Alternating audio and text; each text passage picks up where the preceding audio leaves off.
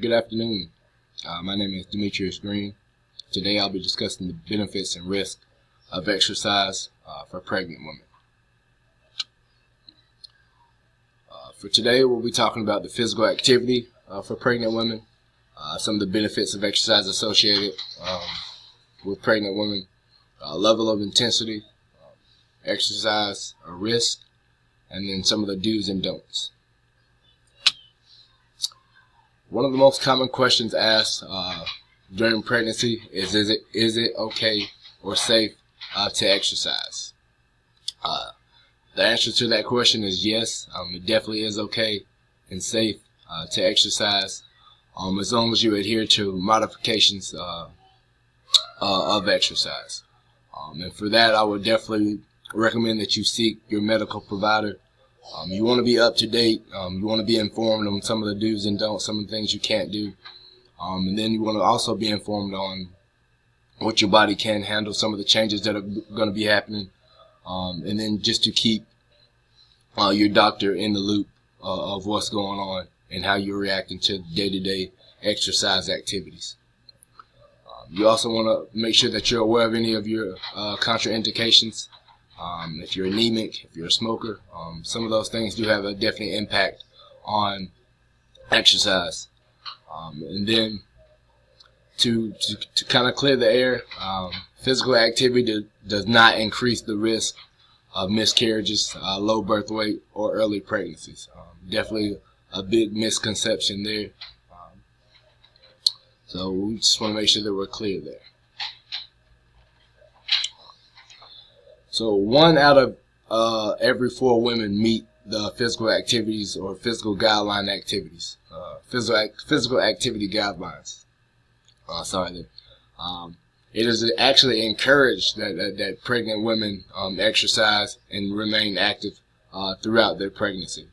It can definitely help with the easier delivery and a healthier born child as well. Exercise may also reduce the risk of developing conditions associated with pregnancies. So what exactly are some of the benefits of exercise in pregnant women? On the physiological side, it decreases the risk of gestational diabetes and long-term obesity. It decreases the risk of preeclampsia, lowers the risk of C-section deliveries, reduces backaches, swellings, and bloating. Healthy weight gain during pregnancy, so it definitely promotes that. And then increases overall muscle tone, strength, and endurance in pregnant women. Some of the psychological benefits, women seem to be more relaxed, less stressed whenever they're physically active during pregnancy. It increases energy levels, higher self-esteem, and improves sleep as well. So some of the types of exercises associated with pregnant women, from a resistance standpoint, there's free weights, body weight movements, machines, cables, resistance bands, stretching, and also Kegel exercises. Want to make sure that we're not straining or stressing ourselves too much when it comes to resistance exercises. So know what you're able to comfortably lift when it comes to resistance exercises. On the aerobic side of things, walking, jogging, swimming, stationary bicycle, treadmill, yoga and Pilates, some of the low to moderate exercises. It doesn't put as much stress on your body as well and create further complications down the road of your pregnancy. So some of the exercise guidelines associated with exercise for pregnant women. We suggest that 3 to 4 days a week of active exercise. That will help ensure the risk of lower birth weight babies and any other complications with pregnant woman or the baby as well. Intensity. So intensity does vary in pregnant women depending on the pre-pregnancy weight and pre-pregnancy status of the women. So moderate to Moderate intensity exercises are recommended for pre-pregnancy women, or women with pre-pregnancy BMI of 20 of less than 25. Light intensity exercises for pre-pregnancy women with BMI greater than 25. And then we also recommend the 2 to 3 sets of physical activity or certain exercises with a 2-minute rest in between sets. That just allows time for the heart rate to kind of come down between exercises and allows for good oxygen levels and good blood flow. Also, we recommend greater than 15 minutes a day of gradual exercise, increasing to about 30 minutes of moderate intensity workouts for a total of about 150 minutes a week. So we want to make sure that we're remaining active, staying busy throughout the exercise process, or throughout the pregnancy process, I should say. With these exercises, we want to make sure that we're getting a good warm-up, also with a good cool-down, 10 to 15 minutes of each. I want to make sure that we're getting the body loose, getting the body warm.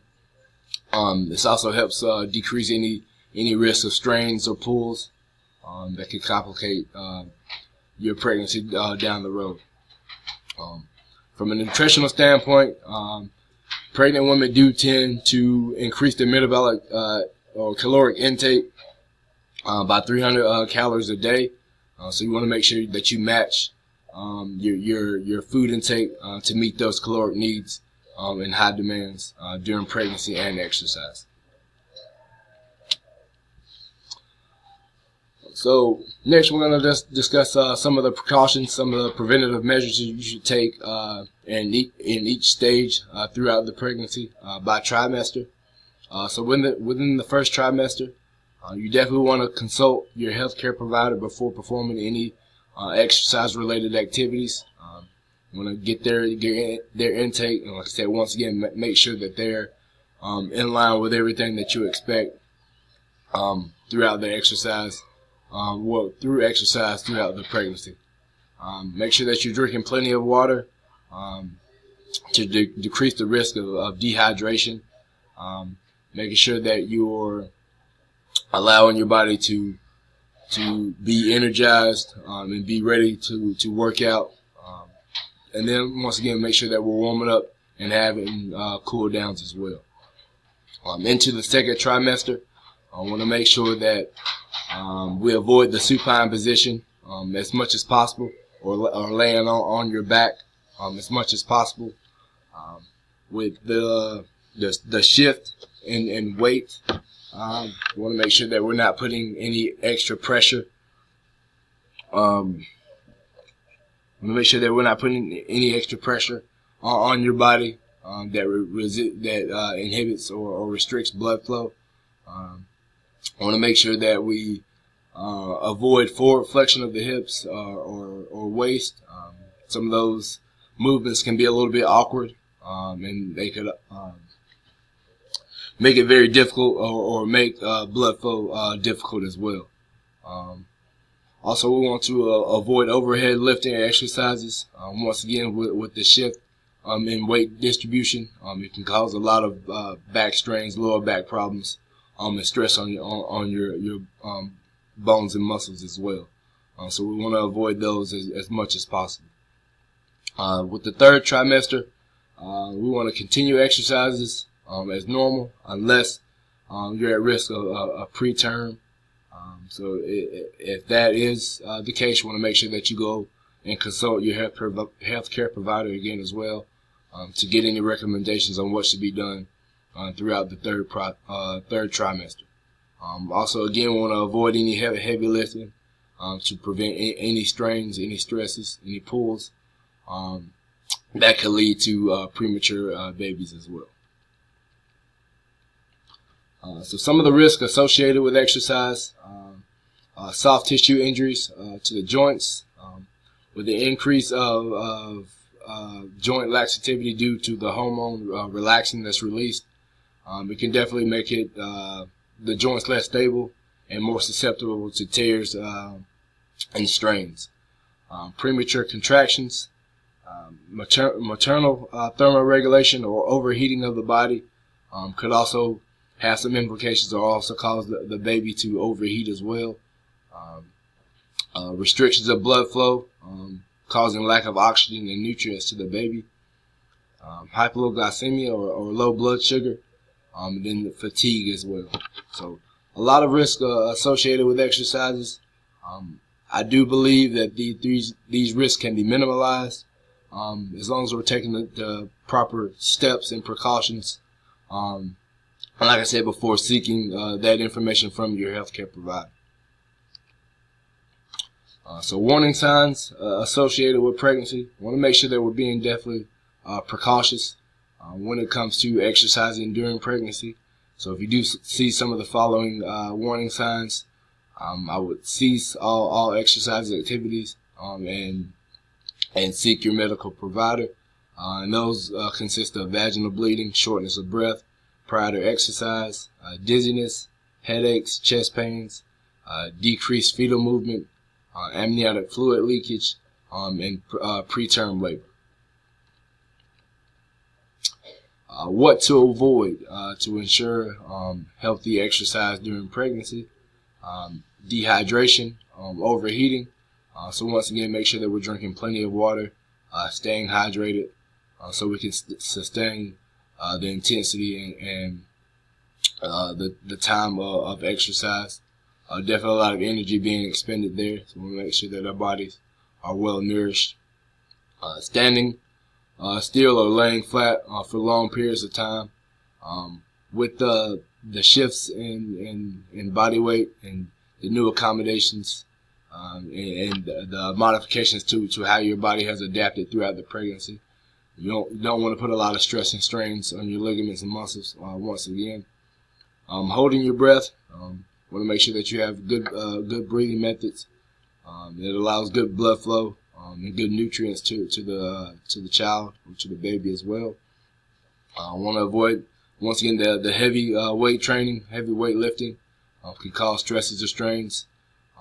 Activities that could increase the risk of falling, and then contact sports as well. So after pregnancy, exercise is also recommended to continue.